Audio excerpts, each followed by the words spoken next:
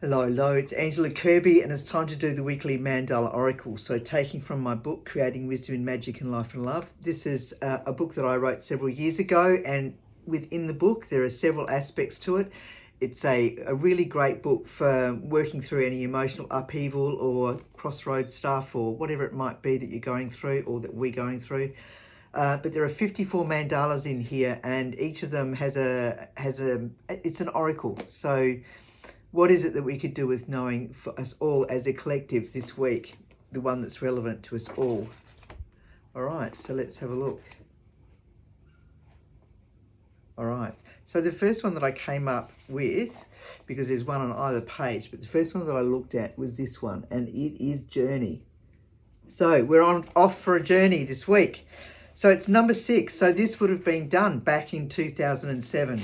I say that because those who've been listening would already know this, but I did the first, I think it was probably almost 20 mandalas that I did in the first year, and then slowly have gone on to, continue on the journey over the last, I don't know, however long, since 2007. But I know that I slowed down after that, but I'm up to number 70. I started the last one that I did, that I'm almost finished in March last year. So that's an entire year for just one drawing, which is a long time. I've done a lot of other smaller drawings, but for this particular series, number 74, it's taken me a long time. But sometimes they need to sit in a specific spot for a while as it evolves into the particular oracle that it needs to be. Okay, number 6, a circle of love, a circle of life. This mandala is now in our life. Allow it to open its pleasure and delight through seeing and feeling. In meditation, it will guide us. Allow it to whisper its wisdom. Can we hear what the messages are? Write what we hear and feel and study it deeply, and then release for our path to be. Okay, journey, the meaning of. Number 6, circles within circles. You have a sense of what is most important in your life, with the ability to bring in new opportunities. That sounds good. The world is your oyster. You just have to be open to accepting what is being offered.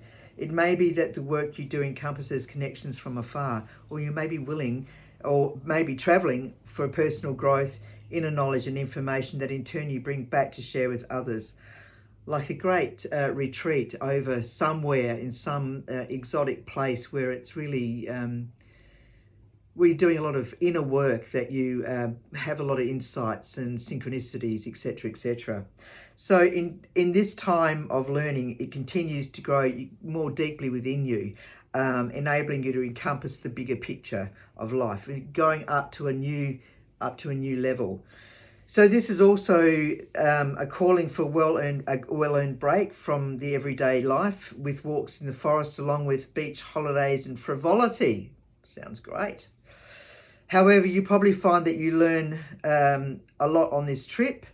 However, you will probably find that you learn a lot on this trip, regardless of whether it's for health or inner being, etc., or just a holiday. You'd want it to be plain for the fact of being able to rest and recoup. Education is occurring naturally, and this is learning. That you love. Instinctively, you will find yourself asking questions for more information about how others live and integrate into their community. So off onto some adventurous journeys, off into lands that are different cultures. Sounds fantastic to me. So, but in the meantime, I love going to a good retreat too. I remember going to, was it Living Valley Springs?